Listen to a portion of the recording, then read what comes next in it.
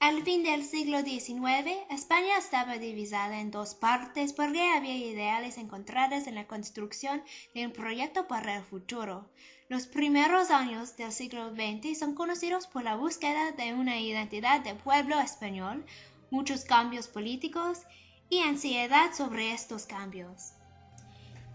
El periodo comprendido entre 1917 y 1936 es conocido especialmente por muchas tensiones. Después del fin de la Primera Guerra Mundial en 1918, en la que España prosperó de su neutralidad, la política estaba llena de constantes casos de corrupción y la crisis económica desembocó en el golpe militar llevado a cabo por Miguel Primo de Rivera, un general apoyado por el rey Alfonso XIII, al que no le gustaba mucho el sistema democrático. Al principio, Primero de Rivera prometió limpiar el sistema y volver a la legalidad democrática, pero su promesa no fue cumplida. De hecho, prohibió los políticos y propició ideas fascistas de Italia. Desde entonces perdió su popularidad y el apoyo del país.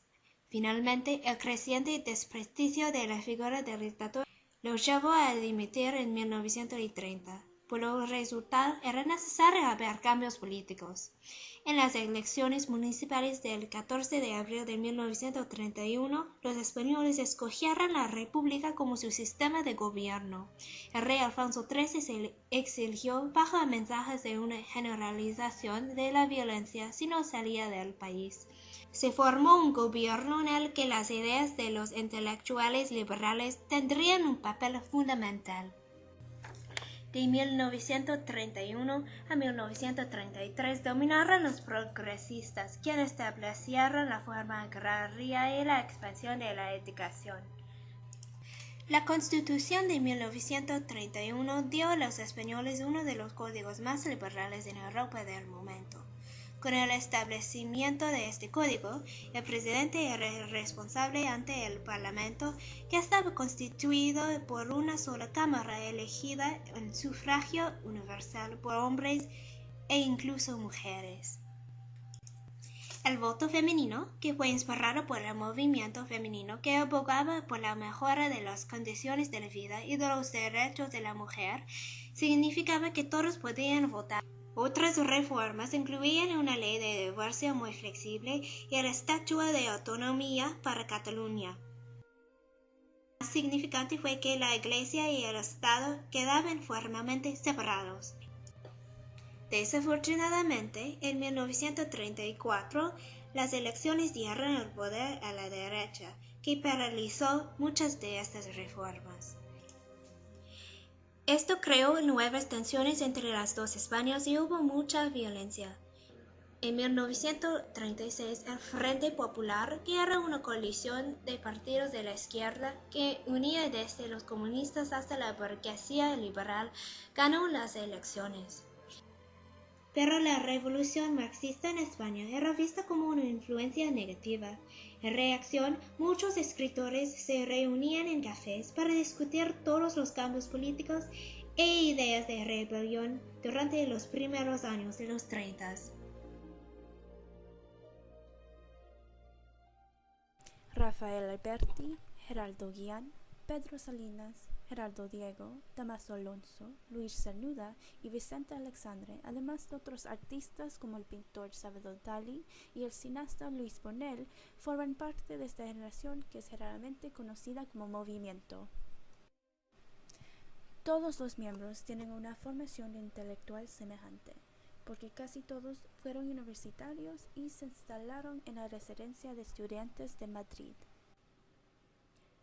Cuando se unieron para celebrar el tricentenario de la muerte de Góngora en el Ateneo de Sevilla en 1927, esto inició el movimiento y de ahí viene el nombre de Generación del 27. Ellos reivindicaron la tradición literaria española, renovándola con una lengua y un estilo inflado por la vanguardia terrorista, que fue una combinación del vanguardismo y el surrealismo. Como en el caso de las vanguardias europeas, la rebelión artística y las ansias de ruptura de los miembros de la generación del 27 no podían separarse de sus deseos de cambio en la sociedad en que vivían. Los miembros tenían una visión común de la poesía basada en la seriedad y la reflexión. Entre los autores del 27 es muy significativa la tendencia al equilibrio y a la síntesis entre polos opuestos, incluso dentro de un mismo autor. Por eso eran típicas las dobledades establecidas, como las entre la tradición y la renovación, o entre una concepción romántica del arte fomentada en el arrebato y la inspiración, y una concepción clásica de esfuerzo y disciplina. También había una dualidad entre lo intelectual y lo sentimental.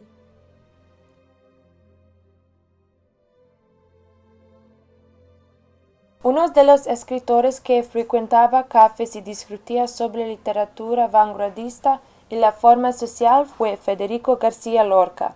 Lorca nació el 5 de junio de 1898 en Fuente Vaqueros, un pequeño pueblo a pocos kilómetros al oeste de Granada, al sur de España. Fue un poeta, dramaturgo y director de teatro. En 1909, cuando Lorca tenía 11 años, su familia se mudó a la ciudad de Granada. En 1915, Lorca se graduó de la escuela secundaria y llegó a asistir a la Universidad de Sagrado Corazón para estudiar Derecho, Literatura y Composición. Intentaba ser pianista clásica, pero le interesaban más el teatro y la música que la literatura.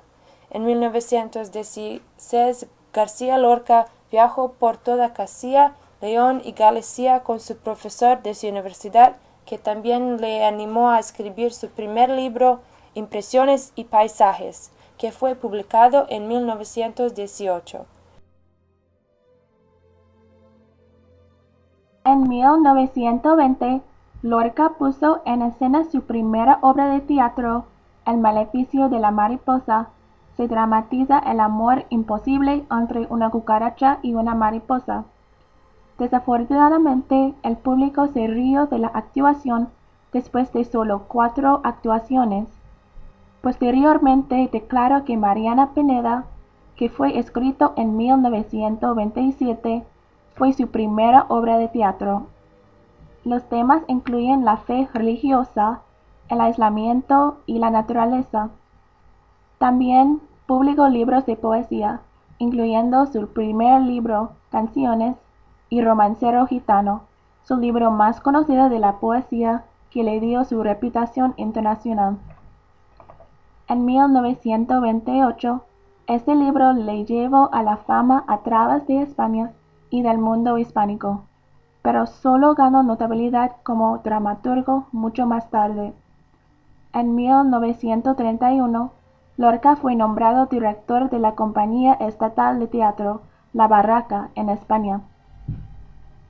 Durante la guerra con La Barraca, García Lorca escribió las obras de teatro Bodas de Sangre, Yerma y La Casa de Bernarda Alba, que se rebelaron contra todas las normas de la sociedad burguesa en España.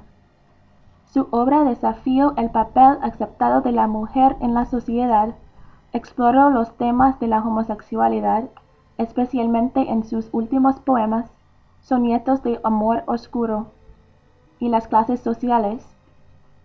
Lorca estaba íntimamente asociado con el movimiento libertario y es considerado uno de los poetas más universales de España, y también se reconoce como un símbolo de España, y especialmente Andalucía, por sus vívidas descripciones poéticas de los paisajes de la región, toreros y gitanos, para nombrar unos pocos.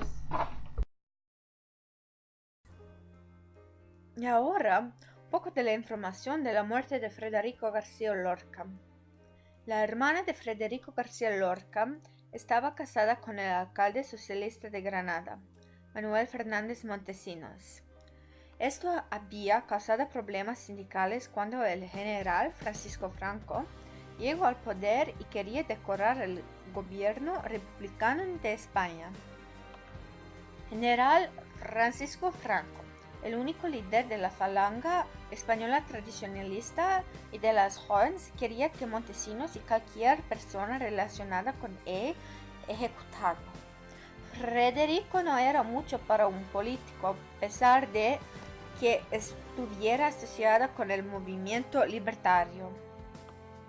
En segundo lugar, la razón de su muerte estaba relacionada también a su orientación sexual. Ser homosexual no iba bien con la nueva dictadura de Francisco Franco.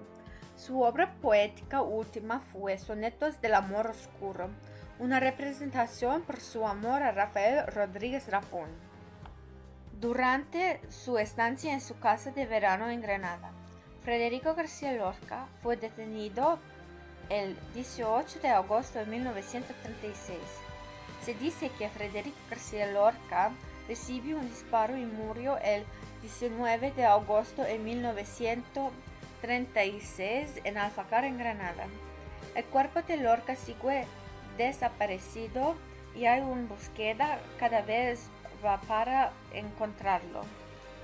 Un hombre adelantado a su época está siempre en los corazones de la gente en España. Granada fue su inspiración, fue la ciudad que estaba conectado a su nacimiento y el lugar de su muerte.